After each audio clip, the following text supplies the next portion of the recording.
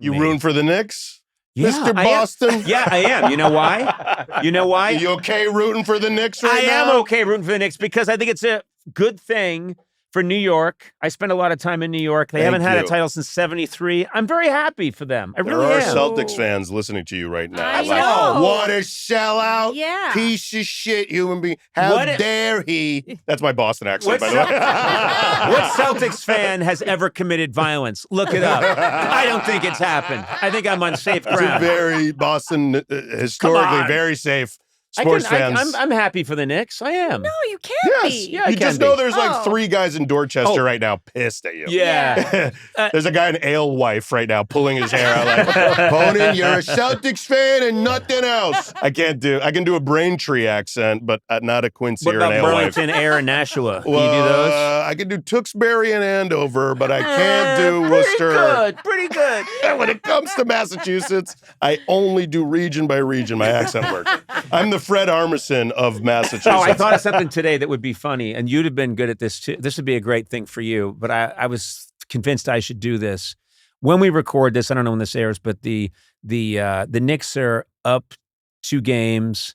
They're looking for a sweep, possibly. They're headed back to Madison Square Garden. It's just like a huge thing, and all these, hardcore Knicks fans who've been there for years, like Chalamet's hardcore Knicks fan, Ben Stiller, Spike Lee has been in every Knicks game since they created basketball. And I thought it'd be really funny if I dressed up in all this Knicks regalia and somehow forced my way in and did one of those things that some celebrities do where they act like, I've been a fan all along, but they're just there for the gravy. Yeah. And people, I love ideas where people would hate me so much, but somehow I get a decent ringside, like courtside seat. And I'm like, yeah. And I keep going over to Chalamet and trying to high five him and Stiller. And I've just got Knicks goggles and a goofy foam hat, and we're number 1. People would be so justifiably mad. Yeah. And then in interviews, I don't know who any of the players are. I'm not even sure how the game is played. Hey, they were shooting against that basket in the first half. What are they over there for? And when did they hit a home run already? Yeah. And then I'm like, go Knicks! Go Knicks! Wouldn't people get so mad?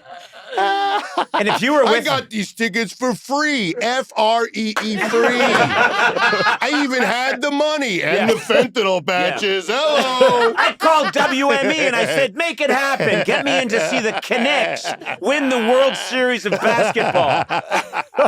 What a dick move. Yeah. I don't know. You must be fascinated by those things because that's been...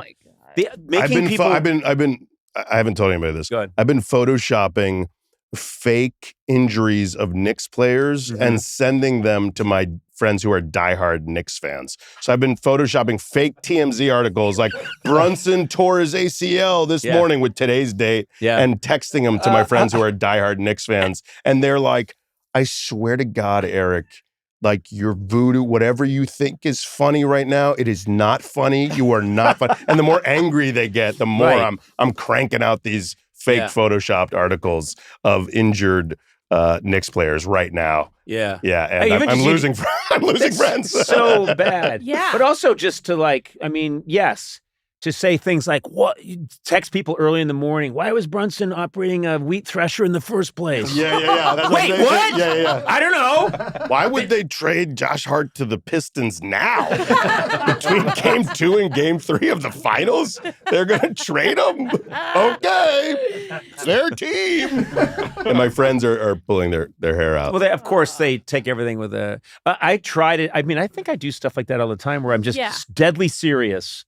And I can still convince you, Sona. Yeah, I know. I fall for it. But you guys both seem to like humor that only you think is funny. Yeah, it's a problem. Yeah, one-way humor. I'd be much richer it's just, I'd have Kevin Hart's bank account, hopefully, if I didn't have that affliction.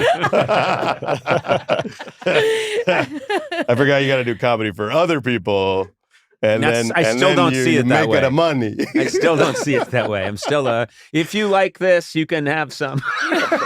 And if you don't, get out of my store. Yeah. I'll talk to Ali Wong, and she's like on a private jet on her way to play like a soccer stadium in Qatar, and I'm doing like the Chuckle Hut in Coyote Bladder, Mississippi, like passing out flyers outside of the venue. And I'm like, man, I should probably start writing jokes that more than 3 people like. Also, I got some pretty good laughs falling 15 feet onto some spikes. And then there's a recovery time. By the way, do you have lifelong injuries? No. I mean, you should bring the Jackass guys in here. Those guys are very injured. Well, They're like Evel Knievel. When Johnny injured. Knoxville starts going through some of his injuries, it actually makes my stomach queasy. It's like he's been here, and I love the guy, but he broke his penis. He broke it. Yeah, and he had a catheter. Yeah. And his eyeball fell out in that one movie, and he had to like sloop it back in. They didn't even have a medic there.